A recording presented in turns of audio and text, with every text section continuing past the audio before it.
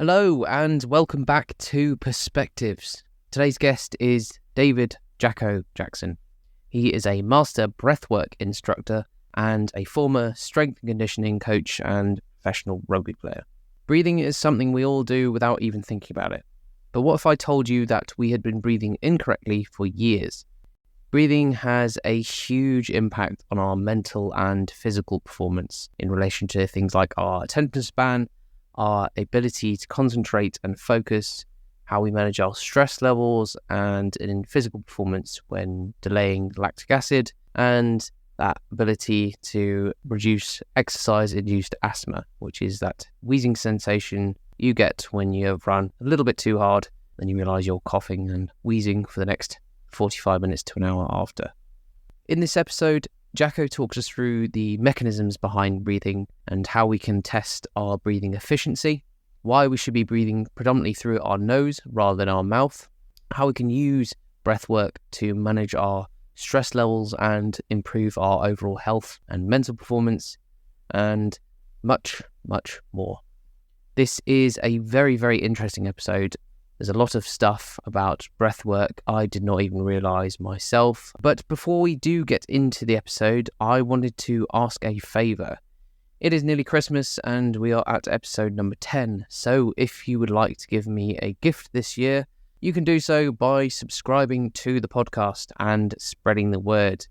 We have made it to 10 episodes, which has been pretty amazing. I've really enjoyed the experience I've had doing this podcast. We've had some amazing guests, so thank you very much to everyone who's come on. And if you are a regular listener, I really, really do appreciate your support. It means a great deal that you choose to spend your free time listening to me talk for in excess of 40 minutes at a time. So thank you very much. So without further ado, let's get on with the show. David Jackson.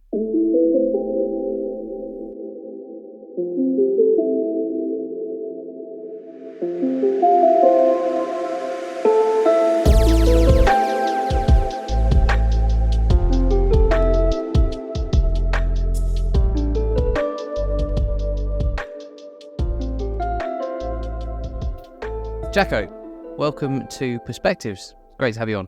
Thanks for having me. So I know you were a professional rugby player in your heyday, but can you tell us a little bit more about yourself and what you do? So I retired from professional rugby just over 10 years ago from a brain injury. I'd had a series of concussions throughout my career, and that was a very difficult time. It took me a sort of year to get over my more classic symptoms, but then it was another couple of years or few years before I came across breathing and the effect that can have on, or how the effect that a brain injury or concussions can have on our respiratory centers in the brain, how that can affect a whole manner of things and our recovery and our brain health and our nervous system. And, I was back to, I'd retrained as a strength and conditioning coach. We were just talking before we came on air about the school of calisthenics, where we were teaching and coaching and doing gravity-defying movements and stuff. But I still had issues with like my memory, sleep, managing stress. So potentially to the outside world was fine, but my inner world was probably still needing some work. And myself and my wife were always interested in anything that would help promote brain health. For myself, because I'm in a category of people who have sustained a number of concussions, and then also one very significant traumatic brain injury. I had a seizure on the training field and a bleed on the brain. That puts me in a category of people that are prone to early onset dementia and cognitive issues moving forward. There's research that shows that after just 3 concussions, they see the fourth and beyond significant cognitive decline for those people, and those that play in sort of contact sports like I did, like rugby, will think, well, crikey, I mean, I got took to hospital 4 times. Like, if you add up all the concussions when I didn't get, it's like 10 or more. It's double figures for a lot of us. So it's really important that we do look after ourselves. We don't have to go down the various different rabbit holes of like what's going on in the sports unless you want to. But I think there's been something around breathing that has been not dismissed, I think just left, because the notion that it's just this thing that's automatic, but just because it's automatic doesn't mean it's optimal.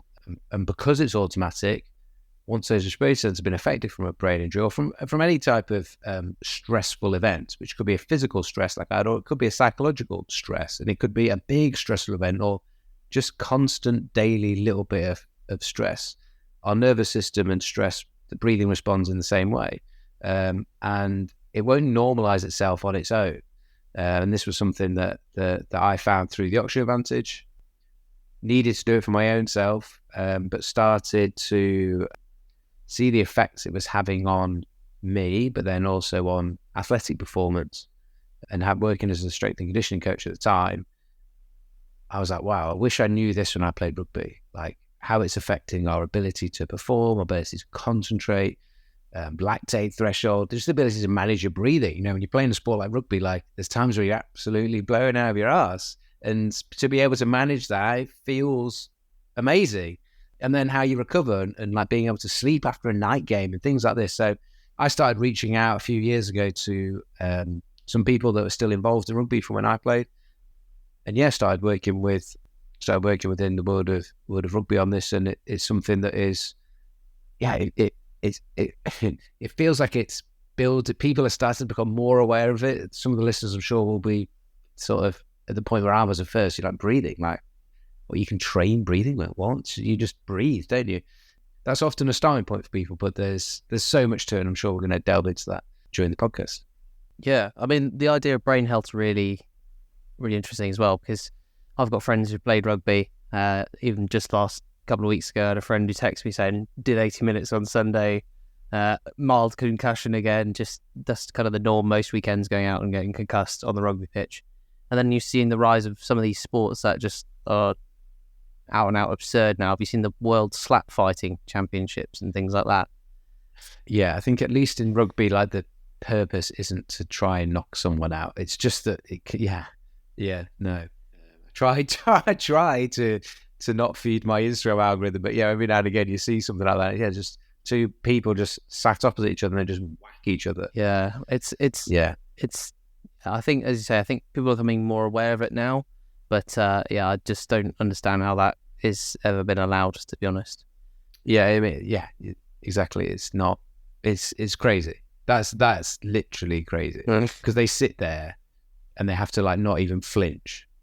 It's crazy. That's a story for another day, or a tale for another day to right the wrongs of that sport. But I've noticed breathwork's really taken off in popularity over the last couple of years. You see people doing it. You know, my own experiences have been through, I used to do a bit of yoga back in my uni days.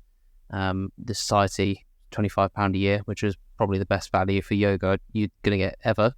But that was all about, obviously, mindfulness and trying to relax and sort of listen to your breath, control the breath through the movements, all that sort of stuff as well. And then you got sort of other popularities as well, where people are doing breath work for, like, you know, meditation in the mornings as well. And then there's different strategies as well. I had a guest on who utilizes lots of different strategies in his training, including things like wearing earbuds so he can listen to the sound of his breath and noise of his heartbeat, just try and, again, practice that connection. He said he always looks for connection. And I know there's some other people as well. So there's, I think, Andrew Tracy, I've heard he carries water in his mouth just to encourage things like nasal breathing when he's training and things like that. Me and Andrew Tracy did like a breath holding type of conditioning session together a few months ago. There's a little video on YouTube on that. But Andrew Tracy's a cool guy. Yeah, I'd like to get him on. We challenge a few things. Yeah. And then I've seen recently an Instagram video came up the other day of someone performing breath holds for like free diving and stuff like that. I think she managed like 4 minutes and 20. Yeah, those guys are insane. And she came up like convulsing. It looked pretty terrifying, to be honest, but not something I really want to get involved in. But it's amazing what you can do with breath work and things like that as well. I have noticed a lot of people start taping their mouths now as well. My other half tries to get me to tape my mouth, but it's not for the purposes of nasal breathing. It's more to get me to shut up. But I've seen it's a pretty versatile tool to use, breath work.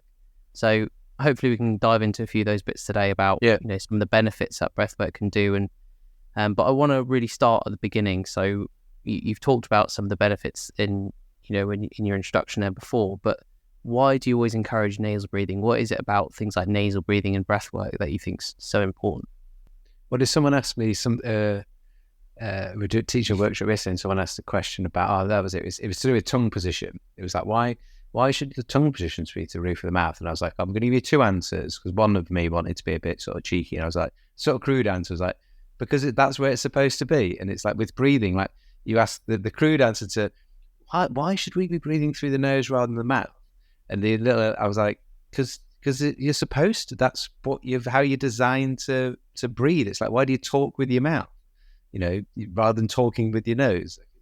And these are sort of silly little examples. Like, why do you have your eyelids like at the top of the head when you're trying to like look? It's like, because that's where they're supposed to be. When they're down, I can't see. But it's one of those things that we don't think a lot about. It's one of those things that luckily we don't have to think about it. It's so important, breathing. It provides oxygen to all the cells in our body. And that oxygen is in absolute abundance because of the sheer number of red blood cells and the oxygen carrying capacity of the blood. And actually, one of the most important things our breathing does is the breathing out of carbon dioxide. And it's that exchange of gases that not only provides oxygen for energy for every cell within our body, but it's also regulating the pH of our blood, which needs to, homeostasis means that like pH needs to stay between very small and fine margins, like 7.3 to 7.4, or even smaller. And breathing through the nose specifically compares to mouth. There's 30 different functions of the nose that shows it's designed for breathing that the mouth doesn't have. You can use the mouth, but it's more like the emergency exit, the emergency option when you, for whatever reason, can't manage either the sheer amount of carbon dioxide that's being produced during exercise, or you can't manage the airflow through the nose because the nose is a much smaller airway or smaller opening, let's say, and therefore there's more resistance. Or a very stressful scenario, if I'm doing a ice bath, for example, where my breathing changes, the cold can take my breath away. There's nothing to do with like oxygen or carbon dioxide, like changes in that scenario. There's no more carbon dioxide or less oxygen in an ice bath. It makes no difference. But what it does do is it influences our stress response. So we do know that there's a psychological component to breathing, and the nervous system, our breathing, our psychophysiological responses are all linked in together. And I guess I had first-hand experience of this with my brain injury, where there was like a psychological aspect to it. There was a physical stress and trauma to the body, and the nervous system was, there was dysregulation of the nervous system. And my breathing reflected that. I think that the interesting thing is that me, for a good few years, like a lot of people, we have no idea that our breathing is suboptimal, and no idea the effect that's actually having. But what I love about breathing and teaching it now is it's very simple to give people some tools to be aware of it. It's very simple to change the way that we feel, the way that we think, the way that we sleep and recover or perform, because it is working with your nervous system. And when we do some very simple things with our breathing, we can have some really positive effects on our physical and mental well-being and physical and mental health overall. That's interesting. I was going to ask then, is there an optimal ratio between mouth to nose breathing? And you said about it's more of an emergency when you can't get enough oxygen through the nose and you need to stop opening your mouth. Because conventionally, most people, I certainly do it, and I know if I've been on a bit of a run or something, you tend to start breathing a bit more heavily through your mouth. And previous guest I've had on, he said he actually uses nasal breathing as a performance limiter. So in that sense, he's limiting how fast he can do it purely based on that reason there. That doesn't want to stop through his mouth. And when he does, he knows that he's going a bit too hard. He needs to back off a little bit so he can sort of regain control of the breath through the nose. But to give a really broad perspective, what's really important is to understand it's never one thing apart from like, if you're just sat down watching telly or reading a book, there's absolutely zero reason why you should be breathing through your mouth. But when we're talking about like exercise, it depends on the intensity of the exercise, it depends on the individual, it depends on their airway, it depends on the purpose of this training session. Like I, like that other guest, went through a huge phase where I only let my nose dictate the intensity of the exercise that I was doing. But the exercise that I started working towards was my first marathon and then ultra marathons. We're not running very fast. It's aerobic, it's not anaerobic. And so it's much easier to stay in a nasal breathing capacity. It's also not just about which hole in your face you're using to get the air in. Breathing is not getting the air in. Breathing, that's just the opening that you're using. We then have the mechanics of how we're breathing. We also have the speed at which we're breathing. We have the volume of air of which we're breathing. And all those things play into the dynamics around your breathing. And all those things can make you perform better, and they can be more efficient, or they can be less efficient, and you can waste energy and effort and nervous system upregulation on the act of breathing, which can then, when we talk about exercise performance, diminish our performance and make us fatigue quicker. You've even got like the strength of your breathing muscles. Like think about strength training. In order to provide a stimulus, and this is where my background in strength and conditioning, I like to use a lot of analogies from that. Like if I'm wanting to make my deadlift stronger, or if I want to deadlift 200 kilos, if I have a bar that weighs 20 kilos and no other weights in the gym, and I just set about lifting that 20 kilo bar, and I get better and better and better at lifting that 20 kilo bar, maybe I can lift it 1,000 times without getting tired because it's not very heavy. That is never going to be enough resistance to provide an adaptation where I actually get strong enough to lift 200 kilos. Whether you breathe with your nose or your mouth, nose provides about 50% more resistance than your mouth. So that'll be, if people are inherently mouth breathing when they're exercising, using the nose will provide some more resistance, which for some people, depending on what their airway is like and what their chemosensitivity to is like, what their psychological relationship is like with breathing, they may or may not find that actually good, bad, or somewhere in between in terms of like, does this actually feel harder or not? But it is providing a bit more resistance, but it's not a lot. And if you want to build up the strength of your breathing muscles, then we need to provide some resistance, some decent resistance. Stronger muscles perform better. Stronger muscles will fatigue less. And there's a real performance benefit to working on the strength of our inhalation and exhalation muscles. The type of thing I do with some professional and international rugby players I work with, because they're trying to, find an extra edge, and we're working on nutrition and sleep, and, we're working on all these different things. And breathing is just another one of those that has yet to be trained.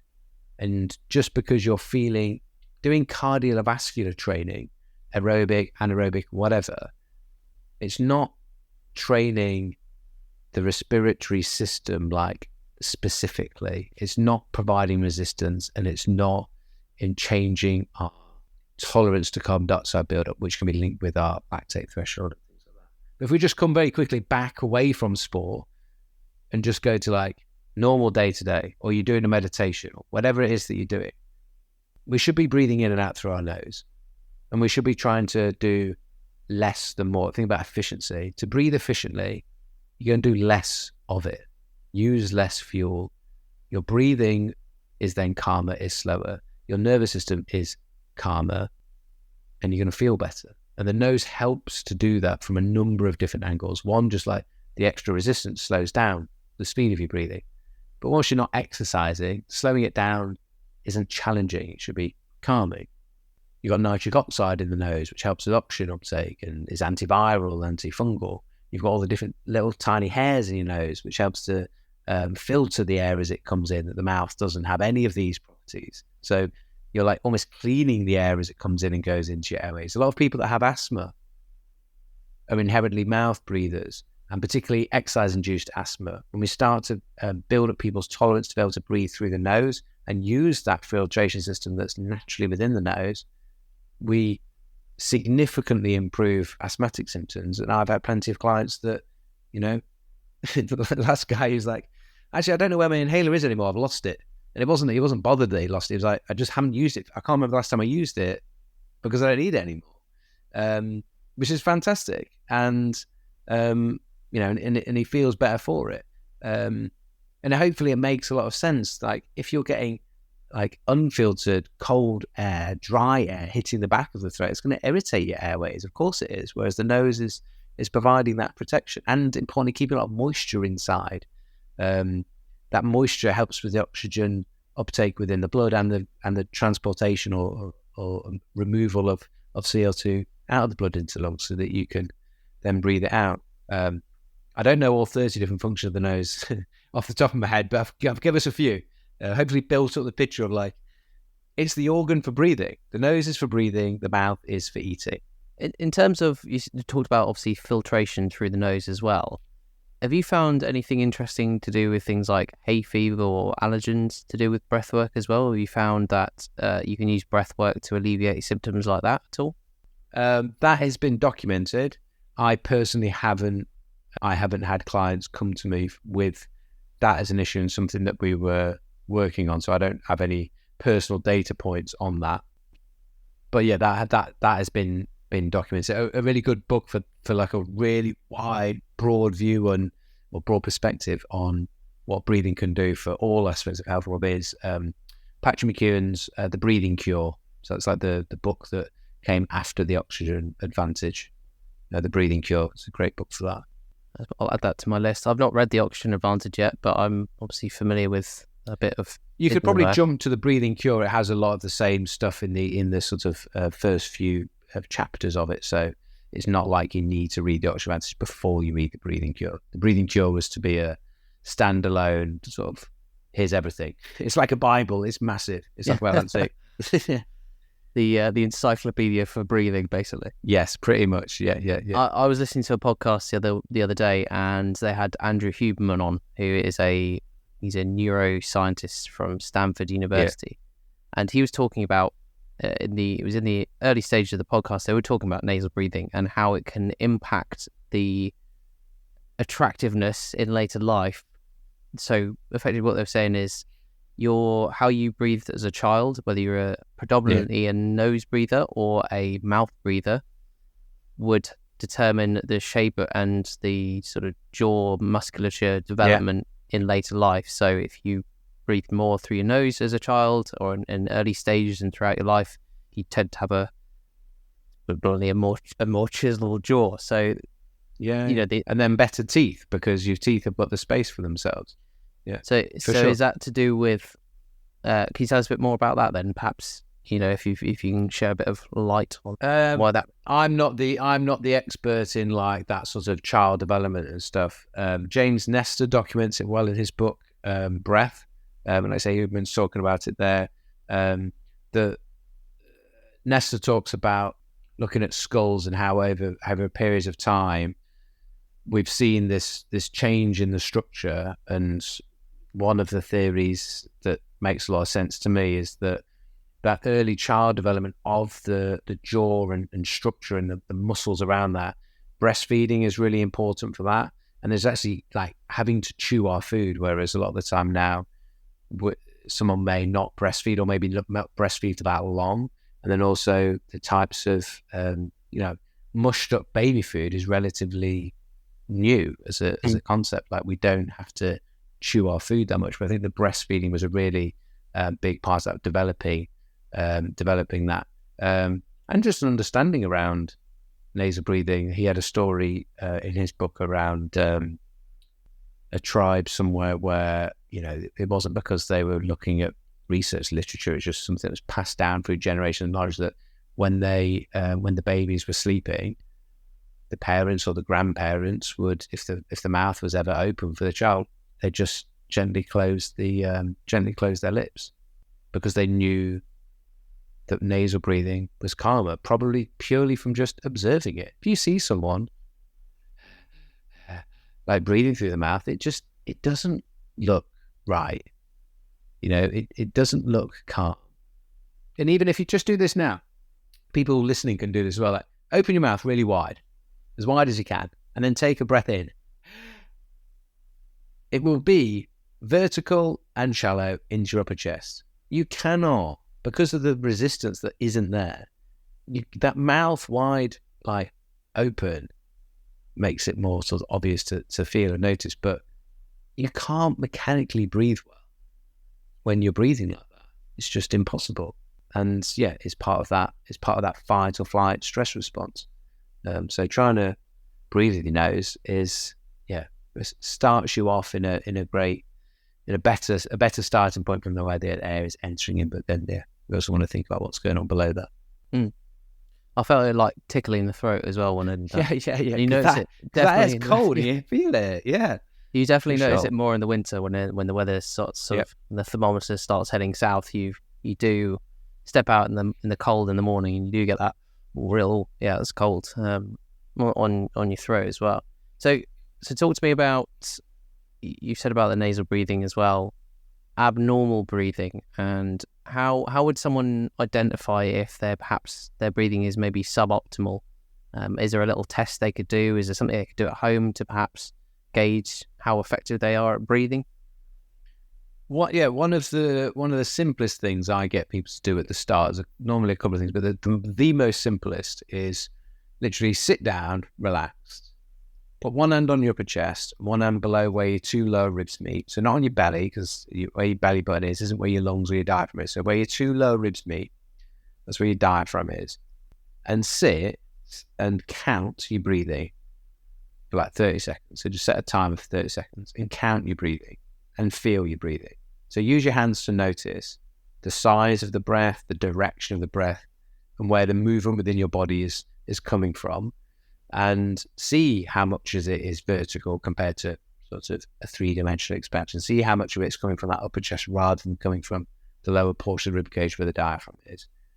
And observe, trying to slow your breathing down, because when you just sit and count your breathing, it's quite natural to slow it down. Just observe your automatic. Try and be the observer of your breathing. And, we had someone yesterday when we were doing this at the workshop. They seemed very calm. They seemed fine, let's say, the classic English word, how are you? Fine. I think we were actually pointing about the English language, saying like fine dining. We were talking about Penny Hill Park, fine dining there, Michelin star restaurant. That's fine dining. So fine means, in that regards, means like over the top, like fabulous or whatever. I don't think of a good word. Whereas, how are you doing? I feel fine. It's like, doesn't make any sense. But anyway, seemingly fine. Her breathing rate, so respiratory rate, do it over 30 seconds, just because people naturally slow it down. So rather than doing it over a minute, where it's going to gradually slow down more, do it over 30 seconds, and then multiply that number by 2 to get your respiratory rate. That person was breathing at 14 breaths in the 30 seconds, so 28 breaths per minute. When I'm running 10K in about 50 minutes, so like a 25-minute 5K type of thing, it's like an all right pace, I'm breathing at 20 breaths per minute.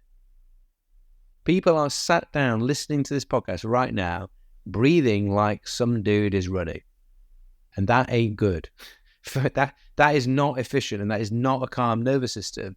And it is a doorway to actually understand, how are you doing? You're not fine. And I'm not asking how are you doing in terms of like mentally, whether you feel okay and you're on top of your work commitments or whatever. How is your nervous system? And your breathing is a reflection of your nervous system, and your breathing will tell you how your nervous system is doing. And if you are breathing that fast, the rate or speed at which we're breathing is indicative of like stress. I see myself as quite lucky. I had a very traumatic, stressful brain injury. Boom. It was very obvious. Whereas if you have a lot of little stress every single day, it builds up without you knowing. I bet after my brain injury, I wasn't breathing as fast as her. I bet actually I bet hers is worse than mine. But it goes under the radar. It's like the analogy of the boiling frog. If you put a frog in boiling water, it jumps out. If you put a frog in cold water and gradually heat it up to boiling, unfortunately it dies. I've not done it, it's just the analogy. But they're apparently so. Good, and that is life for a lot of us. We don't know, but what I can tell you is your breathing will tell you. Your breathing will tell you how hot that water's getting. It's an early sign before you have a breakdown. Death by 1,000 cuts, isn't it? That's the saying. Yeah, man. Just that little build up of stresses and things like that in life. Your breath will tell you. Your breath will tell you. It can't not. It can't not. So you spoke about stress there, and obviously you mentioned before about how it can be used as a tool to manage stress. So can you tell us a little bit more about how we could perhaps utilize the breath to as a measure to sort of counteract the stresses that we incur in day-to-day life, of which there are many now, for sure. Yeah, I'd love to. Yeah, I'd love to. And I'll give a few very practical things for us to do, just to mention, I've got a free course on my website, probreathwork.com. This isn't about me sort of promoting my website, but that's about, say, there's a free course. I made it free because I want people to be able to use this tool. And it's a really great question, because what we've just talked about is, said it, a number of sort of banged on about it. I was just trying to get the message home of like, your breathing will tell you whether you're stressed or not. The beautiful thing about the breathing is it's bi-directional. The breathing can be the thing to de-stress, to bring yourself back down. So I guess the key thing is understanding, very simple little thing, that's very difficult to introduce without sounding like you're singing. Every breath you take. So every breath you take, your heart rate on the inhale speeds up slightly. It is more sympathetic activating of the nervous system, so upregulating fight or flight. Every exhale you take, heart rate slows down and is more parasympathetic promoting. The rest, digest, the relaxation response, the opposite of the fight or flight. This is happening with every breath you take. And this is happening because your nervous system is supposed to be communicating and finding out, how is my external and internal environment, and responding appropriately.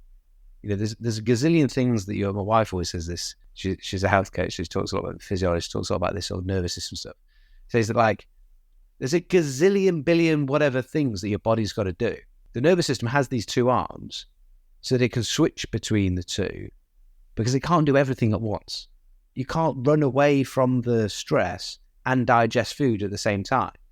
It's like you can run away from the stress, and then once you've calmed yourself down, then you can digest your food. So understanding a little bit about the nervous system, really important. Understanding that the more we're going to stress the body, the more we need to respect the recovery part of it. And then in terms of managing stress, I think there's two really key things that I teach with the breath. One is trying to just reduce the overall level of stress within the body. Think of like a stress bucket. Rather than being like up here, I'm going to try and just improve the efficiency of how you're breathing, which is the one thing your body's got to do in the background, regardless of anything else you're doing. So if I can make your breathing a bit calmer, a bit more efficient, so you don't have to do as much of it, you don't have to spend as much energy on it, that's just going to be overall a slightly more calmer nervous system that's going to give you a bit more capacity to cope with external stresses that you can't control.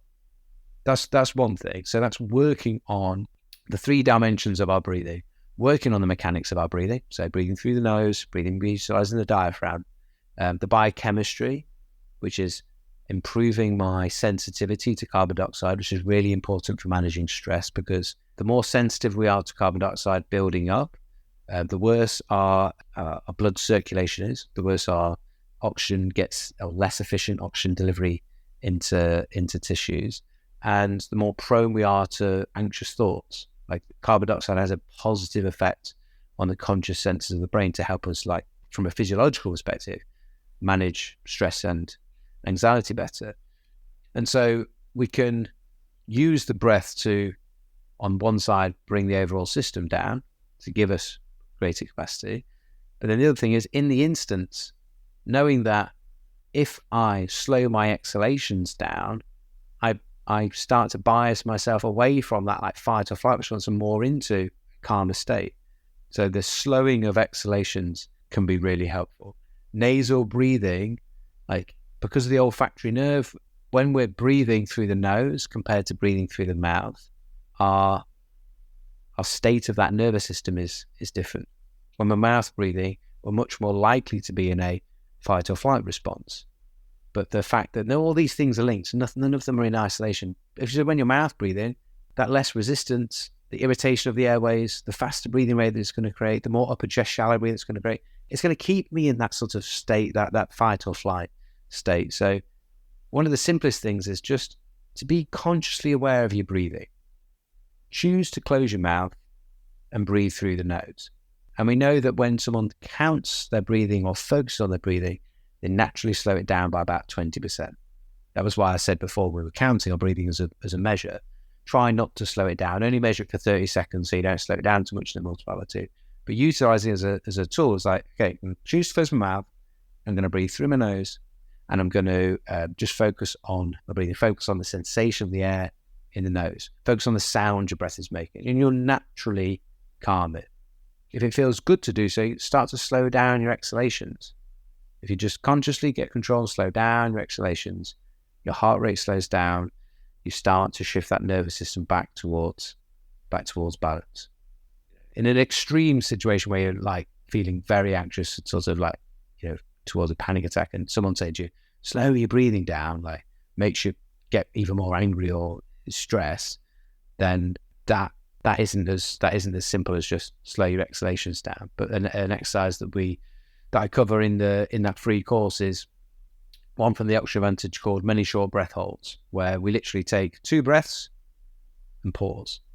Take 2 breaths and pause. And the pause might only be 1 or 2 seconds. It's just like a little circuit breaker within those 2 breath cycles. And when you go back to the 2 breath cycles, you can just be consciously aware of your breathing. That will help to slow them down and just get you back in control of your physical and mental states. I think the other thing that I'd just recommend for everyone is just this notion of, if you like, let's do this now. Breathe up take a breath in and breathe up your nose. And what happens is, you lift the chest up and everything goes vertical. Now, I don't know, will there be, is this just audio or is there visuals? It's just audio for now, but there will be videos going up on YouTube eventually. So. Okay, well, basically, I'm showing it, if they ever have the video, I'm showing a picture of the nose. Your nose is the tip of the iceberg. Your airway is everything back behind your nose. When you breathe in, air's got to go back, and it goes down your throat to your lungs. If you think about breathing into your face rather than up your nose, for a lot of the people, a lot of the time, it dramatically changes the mechanics of how they breathe. When we breathe into the face, like breathe horizontally, we get a bit more horizontal and expansion of the ribcage rather than a lifting of it up. And that is going to be better for our breathing. They're probably some key things I would suggest as a starting point for people around using the breath to, 1, bring the whole system down, and 2, use it in stressful sort of situations. I guess just kind of taking that awareness away from the stressful situation and focusing on the breath can actually help in itself as well. Brings you present. The stress, you'll be thinking about the future or the past. You won't be thinking about the present, and your breath is happening in the present moment, and it helps you to come back to the now. Don't worry about Susan having a pop at you from accounts. You just got to focus on your focus on your breath. It's always Susan. Susan. So you mentioned the counting the breath for 30 seconds. Is there a target? You mentioned yours is about 20 breaths per minute. Is there a range we're looking for? If I was running. If you're running. If I was running. So just relax. What we're looking for. When we're sat down, we're going to, you're not going to count your breathing whilst running. What you're going to count your breathing whilst you're sat, relaxed, doing nothing. Yeah. And I said, we have people 28, 30, whatever, where it's like breathing very fast. It's just a sign that this nervous system is stressed. At rest, relaxed, we want it to be around 10 to 12. Yeah. As a true, genuine, like, just I'm on auto. Yeah. I know I can sit there and I can bring it down to like 6 breaths per minute. I can make it 4 breaths per minute. I might even be able to make it 2, or, we get very good. You can practice and get 1 breath per minute. But that's not going to be your normal when you're not thinking about it. So it's trying to get a gauge of what is my breathing doing when I'm not thinking about it. But unless you've got something like a Whoop band or some tech that monitors your respiratory rate without you thinking, then you're going to have to think about it, but try not to think about it, if that makes sense. Mm-hmm. And you mentioned circulation as well. So I, in particular, suffer from cold hands, cold feet, more so in the winter, but even in summer, sometimes I do it as well. So is there something that I could do with the breath work as well, by getting that score down perhaps to that 10 to 12 mark? Yeah. Might I need some sort of improvements in things like circulation? Yeah. So the thing with circulation, or how breathing influence, the positive influence circulation and blood pressure regulation, is carbon dioxide is a vasodilator. So it helps the blood vessels open up, which helps with circulation. Also helps with oxygen delivery to tissues. The more sensitive you are to carbon dioxide, you're more likely to breathe faster. But one thing you'll definitely be doing is breathing more air than you need to. And, oxygen within the blood is in such abundance because it's so important. When you breathe more, you don't get any more oxygen in. You're already full. What you do is you get rid of carbon dioxide. And the more you get rid of carbon dioxide, the more sensitive you become to it. The more sensitive you become to it, the more you want to get rid of it. And the more you're getting rid of it, the more your blood vessels will constrict, because carbon dioxide is the dilator of blood vessels. So one thing you would want to do, slowing down your breathing, but without increasing the volume of air that you're taking in each breath, is like one thing would be like a breathing, what we call the oxygen is breathing light. So breathing slower, lighter, and less air than you might naturally want to, and you'll create a soft, relaxing sensation of air hunger, which is just a feeling that comes from a signal from the brain that it's noticed carbon dioxide is staying in the body more than you normally do. That sensation of air hunger is all that is, and it's going to be, as long as you don't try to make it too strong, it should be calming, relaxing. It's good for carbon dioxide, good for your vagus nerve. It's actually good for that communication with the nervous system. And the other one is that 2 breaths pause. The same for managing stress. You do 2 breaths pause. A little pause helps you to accumulate carbon dioxide rather than getting rid of it. And you can just work on we call it like the chemosensitivity of the receptors in the brain to carbon dioxide, like they're monitoring carbon dioxide because the effect it has on the pH of the blood. Effectively makes the blood more acidic, and the body wants to try and keep that in balance. So when you improve your sensitivity to carbon dioxide, you improve your resilience to stress, you improve the speed at which you'll want to breathe as well, and you can certainly improve your circulation for sure. Literally, you can do like a guided breathing light practice.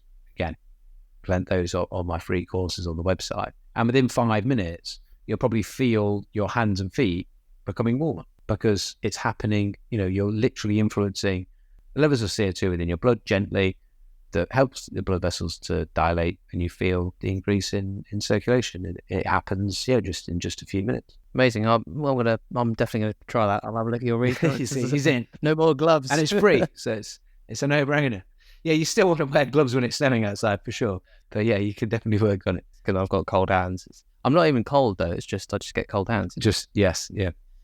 It could be something else as well. But I would definitely, the easy thing about breathing is it's free. Just do a bit of work on it and see if it helps. What's that? Have you seen the graph? It's the fuck around and find out graph. All your yes, exactly.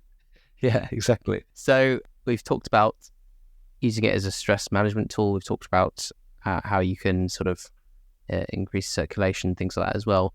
You mentioned focus and concentration. So I know a lot of people struggle with concentration, myself included, certainly getting better at it. And I've been reading some books that have definitely opened my eyes to a few major distractions in my life, such as, have you read Stolen Focus? Yeah. Johan Hari's book? No, I haven't. Really good book. So it's just how basically the digital world is hungry for your attention, and everything is designed to grab your attention. So there's times where why can I not concentrate? There are, the odds are against you. as well. So if you feel completely useless and not being able to control your ability to focus, it's not completely fault. But I probably look at it slightly like the same in total agreement, but I probably look at it slightly differently in that, and I think you'll agree with this. It's not just that yes, the digital media is hungry for our attention, and it's definitely is designed to grab our attention and distract us. But we choose whether I choose. Look, my phone's here. I choose whether I pick it up. The phone does not pick me up. The phone has never picked me up, and it does not have the ability to pick me up. The phone does not have the ability to move my arm and make it pick it up. I choose to pick it up. Yeah. Every time I choose to pick it up, and every time I choose to check WhatsApp, check Instagram, check my email, I'm practicing distracting. I'm practicing being distracted, and therefore I get very good at being distracted. It's like, cool, you did it. You got better at what you were practicing. Don't complain that you can't. If you don't practice concentration, that's why you practice. It's not that we don't practice. There we go. I'm going my soapbox. Yeah. We don't practice. But look, it's a good point.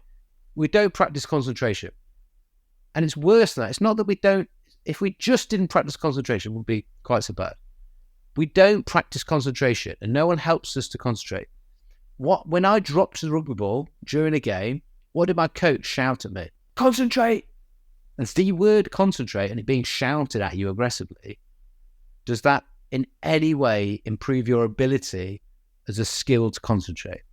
Of course not. So we don't get taught how to practice concentrating, and we do not practice it. Not everyone, but a lot of the time we don't practice it. And then worse than that, the other side of it, we practice being distracted. I do it all the time. I hate my phone. Not hate my phone, but I'm the same as everyone else. No, I'm going to say it. So we practice getting distracted. I'm trying to practice being distracted less, and I'm practicing some concentration with some breathing practice, with some meditation practice to try and balance those things out.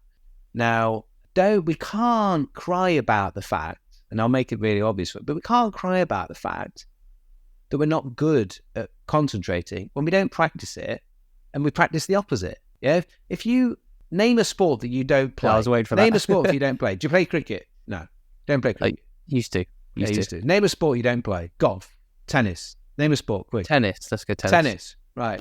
Do you get annoyed that you're not getting any better at tennis? When I play and I'm not very good at something, yeah, but that's. So you're currently annoyed that you're not getting better at tennis? If I play a sport and I'm not very good at it, I don't like it, but that's because I've never played it before. It's not. Yeah, but you're not answering. Wait, come back. You need to answer my question.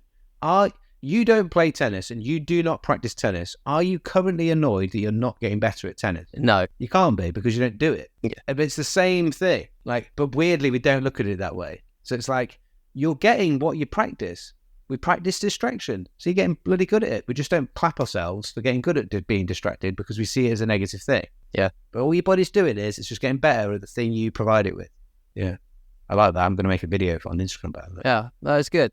It's good. It's true. It's one of those things where I think people know there's something wrong, but they don't really know what to do about it, or they don't really know where to focus their attention to resolve it effectively. So, again, just that mindfulness element is probably, starting with the basics of what we said about the breathing techniques. Is there anything specifically breathing wise you have associated with it being a good tool to utilize for improving your being mindfulness and your ability to concentrate, for example? Yeah, so I think there's, again, two great things with breathing. For some reason in the podcast it's always two, but two great things with breathing is, one, just the act of it being happening in the present moment. It's just a great anchor's classic sort of tool, as thing people will talk about with meditation, things like focus on your breathing, focuses you on the present moment and keeps you mindful. So there's one, is a physical thing. You can feel the air through the nose, you can feel your body or your diaphragm moving. There's, you can literally connect with it, and it can be quite internal. You can maybe be quite introspective with it. But the other really important thing and interesting thing that people will probably like about it is that, and they've studied these types of things with brain scans and comparing people, say, nasal breathing compared to mouth breathing, and their ability, what parts of the brain are activating and lighting up. And there's a positive correlation with nasal breathing and the ability to be able to focus and concentrate. Coming back to that same gas, carbon dioxide, you improve your sensitivity to carbon dioxide so you can manage more of it. That vasodilation that helps with your circulation, it was a big one for me, for my brain health. It improves blood flow everywhere, but particularly blood flow to the brain. And carbon dioxide is also the catalyst that allows oxygen to be released from red blood cells into the tissues. So when I improve my tolerance to carbon dioxide or improve my sensitivity of it, I improve blood flow to the brain and I improve oxygen delivery into the brain. And that is going to be able to help me with my focus and concentration for sure, and just the general functioning of the brain. I think the other bit there's three things. Managed to make it more than two. The third thing would then be your actual nervous system state. When you're more stressed, when you're more in fight or flight, when you have more sympathetic activation, things like our peripheral vision narrow. You get a narrowing of our field of vision. It's more difficult for us to focus, concentrate. Decision making, we're in that state of more just reactive. And so it always comes back to the same sort of things. Breathe through your nose. Try to breathe more mechanically better in terms of the rib cage expansion, diaphragmatic breathing. Control your exhalations or slow down your exhalations. Keep a bit of carbon dioxide inside rather than breathing it out. And that's going to help with your nervous system. It's going to help with oxygen delivery, blood flow to your brain. It's going to help you with your focus and concentration. And you can literally practice. You can have a practice of, you might call it meditation, or you might not like meditation. So call it something else. Call it practicing getting better at concentrating.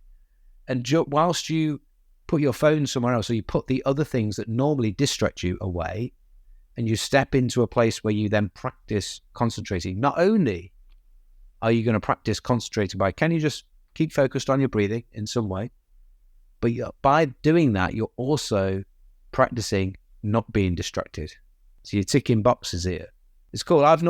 People haven't really asked me about this so much.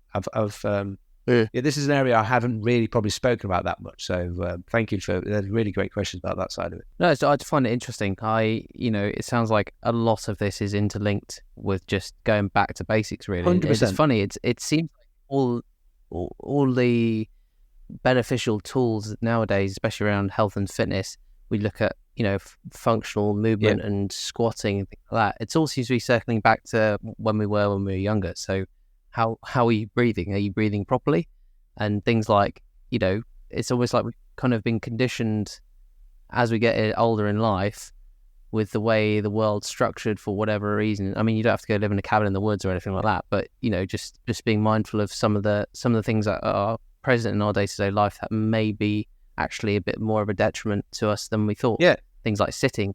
People always say, oh, well, the amount of people that can't just sit in a squat position when we were growing up, you look at any like babies now, or how they pick toys up and stuff, they're always sitting in that squat position. Yeah.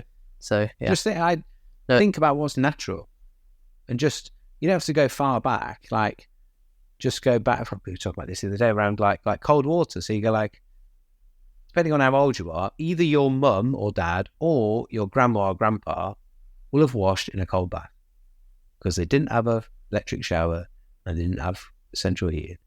It's that close. It's literally that close away. Whereas, so we can argue that it's not natural.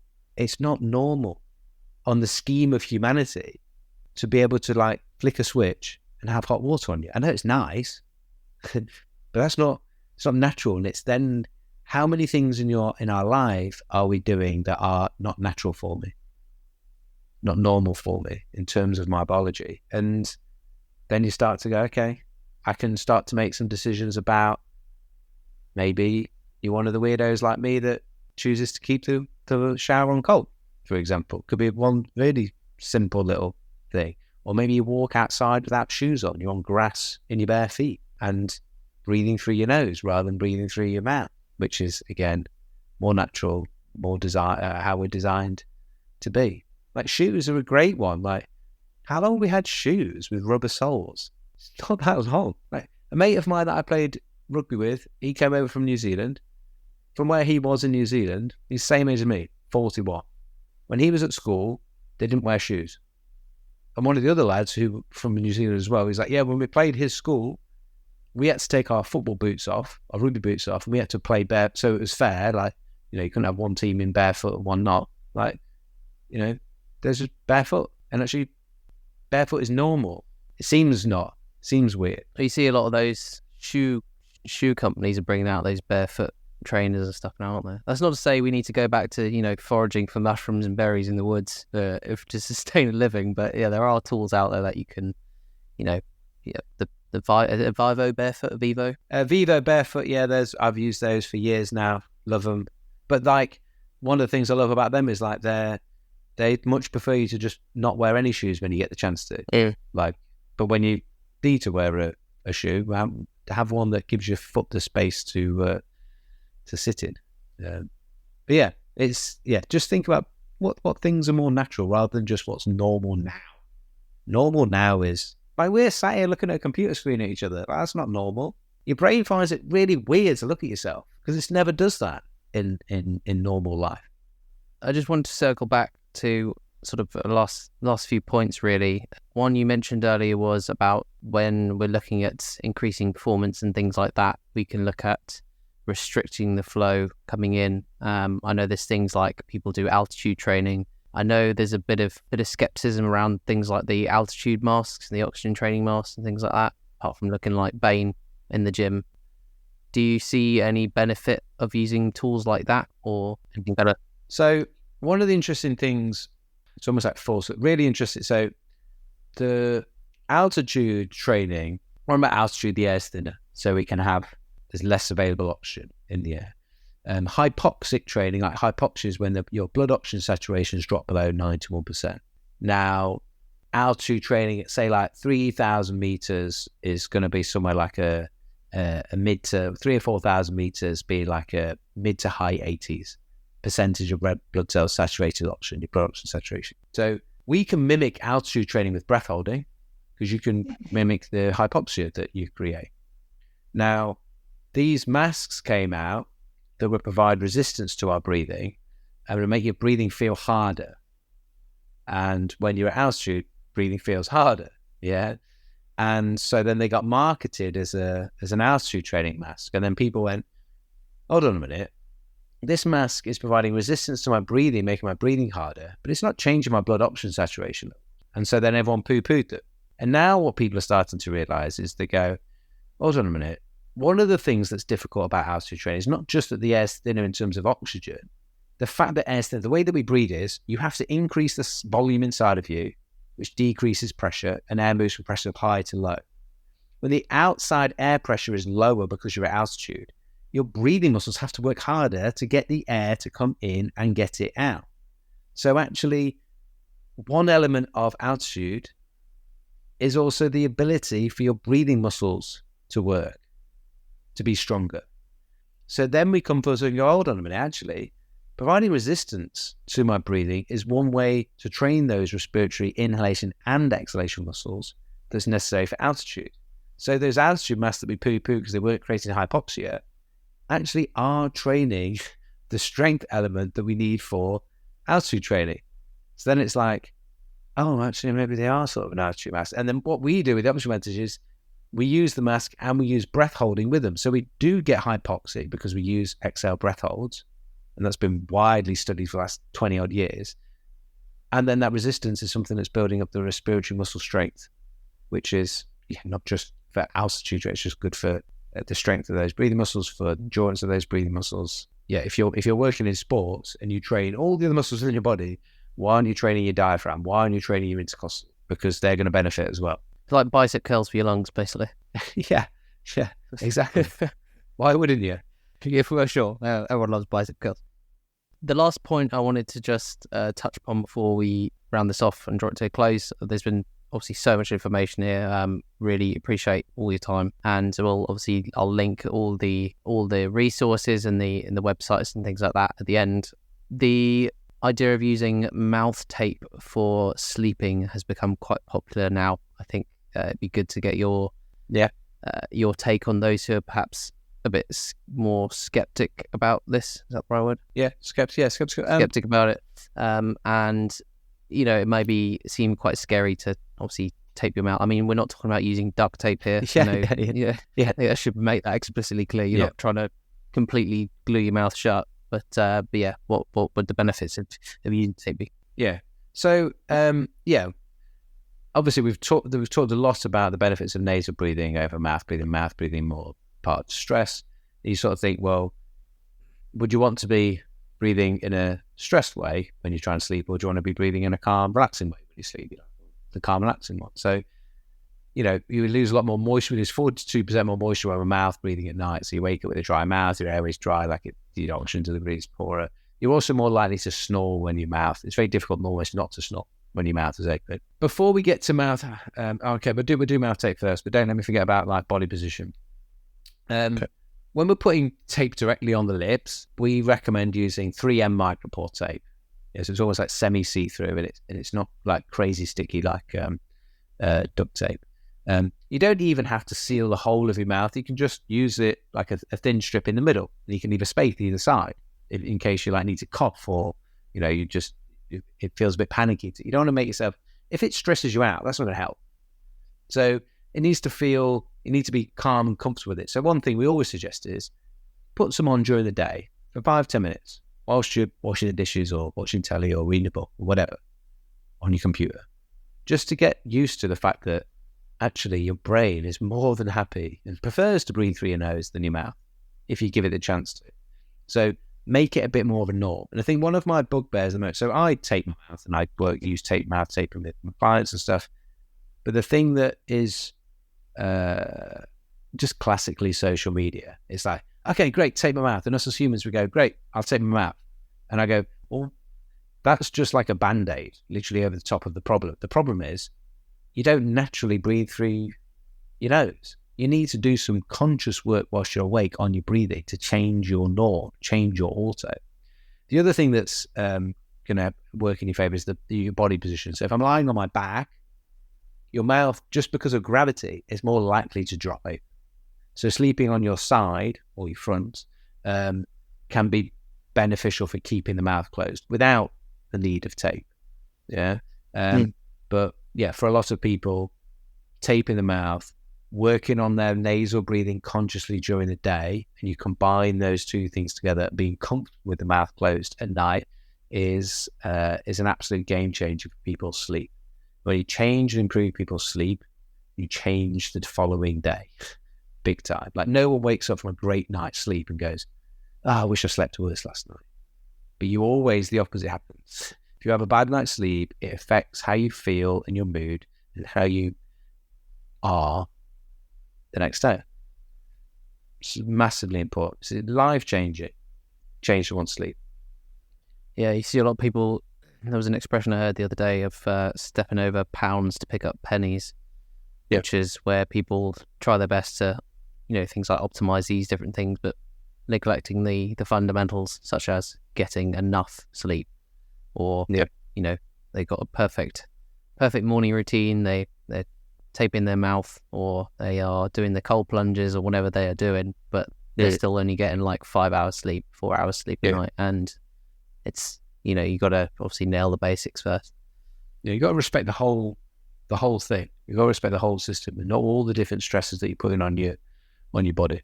Absolutely. Jacko, so if people want to find out a bit more about what you do and access some of those free resources that you were talking to us about earlier, where might they find them? Yeah, website is probreathwork.com. There's a free foundations course. There's a free course for stress and anxiety management. And then if anyone's interested in, I teach as a master instructor with the Oxygen Advantage, I teach the advanced certification. So to become a qualified coach, all the details for that are on there, and any workshops that I'm running. And then my Instagram is probably the best, easiest place to find, interact with me. Try and put out as much good information on there, not stealing your attention, but hopefully trying to educate you, and sometimes also entertain you, depending on what type of video it is. My Instagram is jacko.david.jackson. So I never knew that a nasal swab could go that far into your nose. That's a nice one to go watch find out for themselves. Brilliant. Thank you so much for your time today. It's been really, really insightful, and I'll definitely be looking at some of those resources and trying to implement some of these practices in my daily life as well. So thank you. Great. Thank you, mate. Thanks for having me on. I hope the listeners benefits. If anyone has any questions, whether they send me a DM on Instagram, I'd love to hear from you and love to connect. Brilliant.